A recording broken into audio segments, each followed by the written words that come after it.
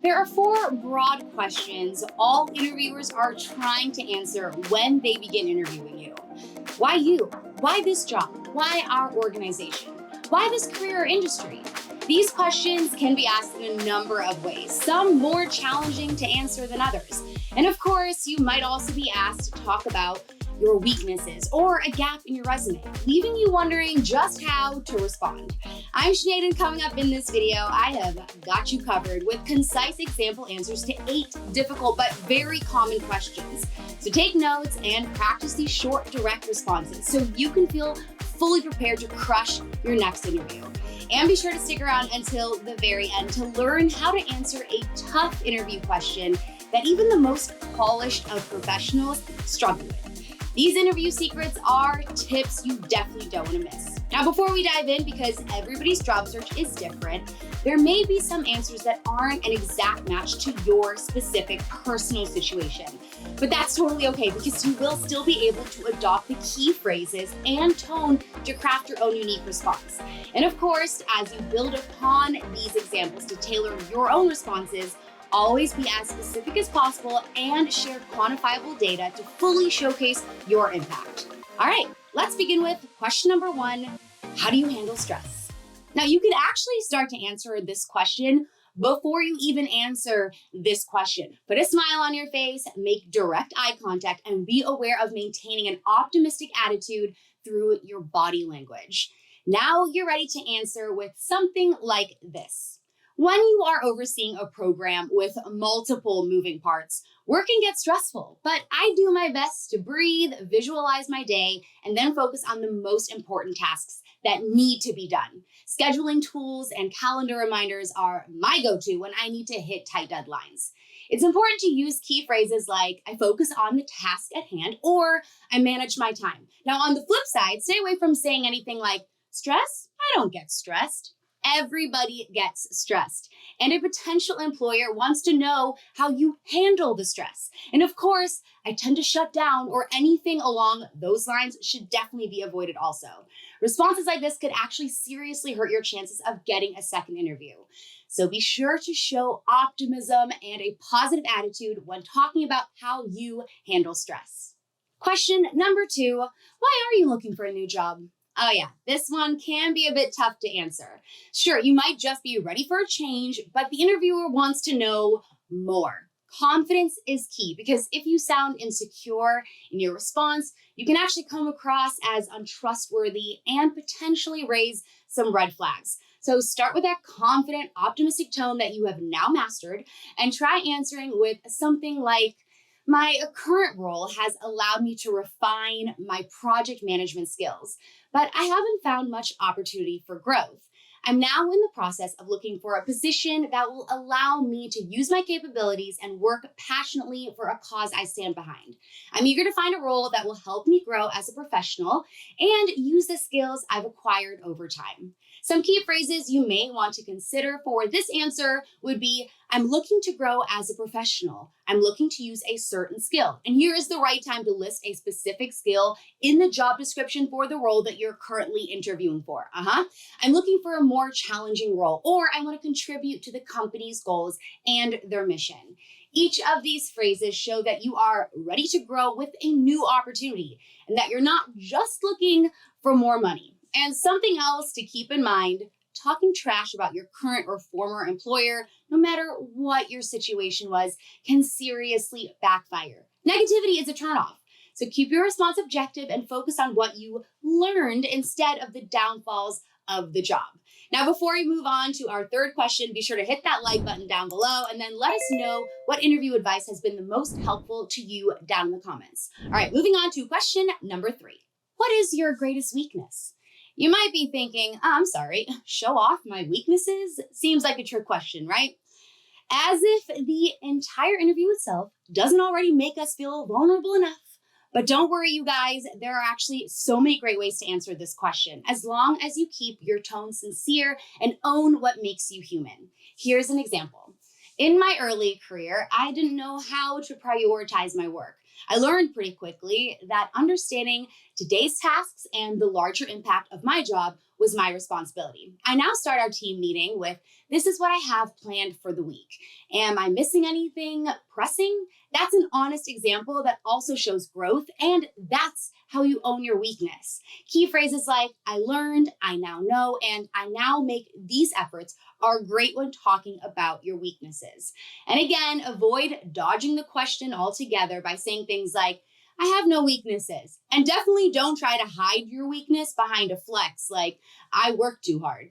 First impressions are everything. So even if you really do work super hard and you're stronger than the wind, take responsibility for your weaknesses. They're what makes you human. And interviewers want to get to know you. Now, with that being said, you should also be mindful of the job requirements for the role that you are interviewing for, so that you don't mention one of the necessary skills as one of your weaknesses. You wouldn't want to say your weakness is project management if you're currently interviewing for a role like a special events manager. This one can take some practice. So for even more on how to speak about your weaknesses in an interview, we've got you covered with this video right here. Question 4, why did you take a break in your career? So since we are human, we may have gaps in our resume. You want to approach this question with a genuine tone and then add as much enthusiasm as you can. So let's say that you took a career break to be a caretaker. Here's a good explanation. I took a pause in my career to devote myself as the primary caretaker for my family, which needed my full attention. The break was unanticipated, but it gave me an opportunity to be there for my family during a time of need. I am now eager to get back to work and excited to see where I go for the next chapter in my career. The optimism just feels good, doesn't it? Now, what if you were fired, laid off, or oh my gosh, you just needed some time off? Just be honest and respond with something similar to this.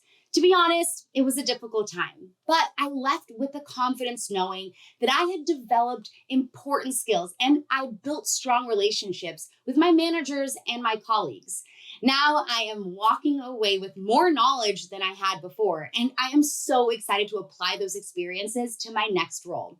Phrases like, this is what I learned, I did X things to stay current in my field, replacing X with specifics, and I'm excited to get back to work, can help you stay confident and honest as you answer this question and show your motivation for the future. Flat responses like, I needed a break with zero context or explanation is dangerous. Not mentioning what you did during your time away from work to stay active in your field or further your skills can show disinterest and a lack of ambition. Now, let's uncover a really difficult question. Question number 5. Have you ever been fired from a position? Of course, nobody likes this question if the answer is yes. But if you have been fired or laid off and someone is now asking you to explain, the key is to be sincere. Demonstrate how this experience helped you grow and speak objectively. Here's an example. Previously in my career, I had a job that was not a great fit. I honestly didn't have the experience to deliver, but I learned so much during that period. It's because of that experience that I am confident that this role is one I can thrive in. An answer like this is honest and also highlights what the person learned from being fired.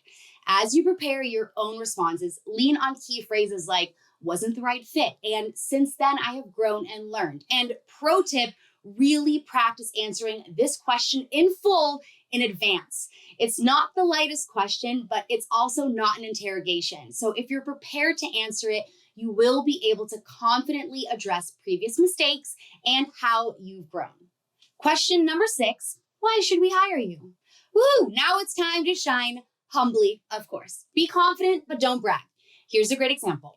From our conversation and my understanding of the position, my unique combination of planning both local and international events could help your company reach clients in new markets. With my motivation to succeed and my ability to build relationships quickly, I feel that I could be an ideal fit for this role and contribute to your goals quickly. This applicant is confident and clearly ready to conquer whatever challenge is in front of them. To nail this question, use phrases like, I'm uniquely qualified, or I can start making an impact quickly. And a tip on what not to say for this one, avoid comparing yourself to others, especially if it's an internal role. This question is about your skills and what you bring to the table. So focus on yourself instead of comparing yourself to some other candidate. Question number 7, tell me about a time when you made a mistake at work. One more time for the people in the back, we are human. And sure, it is hard to discuss professional moments that we are not necessarily proud of, but people make mistakes. The trick here is to turn that mistake into something positive by explaining how you quickly pivoted from that mistake and what you learned from it. Here's an example.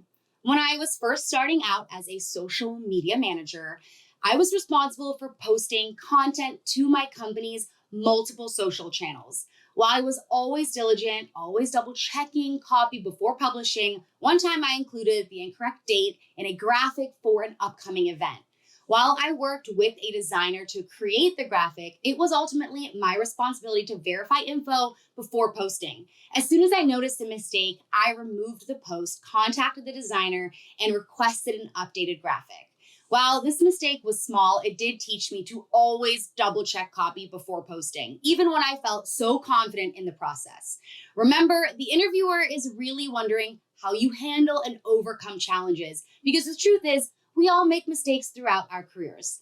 Phrases like, "it taught me," or "I learned from this experience" can show an employer humility, self-awareness, and conflict resolution. And another tip here, don't mention a mistake you just made. Reference a past mistake that you would have had time to learn from. You wouldn't have learned that much from a mistake that happened last week. All right, are you ready for the question that can trip up even the most well-practiced candidates? It's question number 8. Have you ever been asked to do something unethical at work? And cue the suspenseful soundtrack. But honestly, you guys, ethical questions are valid and important questions that employers ask to assess your integrity and your approach to solving problems in the workplace. So the key to success here is sincerity and transparency. Remember to be a STAR. S is for situation. Address the situation you may have experienced. T is for task. Explain your role. A is for action or approach. Provide specific examples of how you handled the situation. And R is for result. Highlight how you applied integrity. Now, here's an example of what this may look like. I once had a boss that wanted me to lie to his supervisor and was willing to, quote unquote, take responsibility for any consequences. But I told him I couldn't help him do something dishonest. And then he threatened to fire me. But I did my best to stay true to my values. And 3 weeks later, my boss was let go for dishonest behavior. I was not only able to keep my job, but also my integrity for doing the right thing. Now, if you've never been in an unethical situation, you can still address your values with key phrases like, "I haven't personally been involved," or "looking for a work environment where integrity is a core value." Using these phrases shows good intentions and righteous integrity. So no matter what situation you may have experienced, try to clearly emphasize your ability to act with honesty and reiterate your core values. This is another question that takes preparation. An unsure answer can give off the wrong impression. If you imply that you take part in unethical work practices, even behaviors like cutting corners or telling white lies, this could be a deal breaker. Remember, interviewers are testing your integrity with this question, so be sure to always showcase your values. Interviews are unpredictable, so let's recap the 4 overarching questions most interviewers have. Why you? Why this job? Why our organization? Why this career or industry? Once you feel good about these, put some time into the specific, more difficult questions that we've explored today. Preparation is key, so before your next interview, go over the refined responses and key phrases several times until you are feeling confident and ready to go. And if this video's got you feeling more prepared, be sure to give us a like and then head down to the comments and let us know what is the most difficult question you've ever had to answer in an interview. And before you go, make sure that you are subscribed to our channel right over here and that you hit that notification bell because we drop essential career advice just like this every single week and you definitely don't want to miss it. I'm Sinead DeFries. Thank you all so much for watching and I'll see you all soon.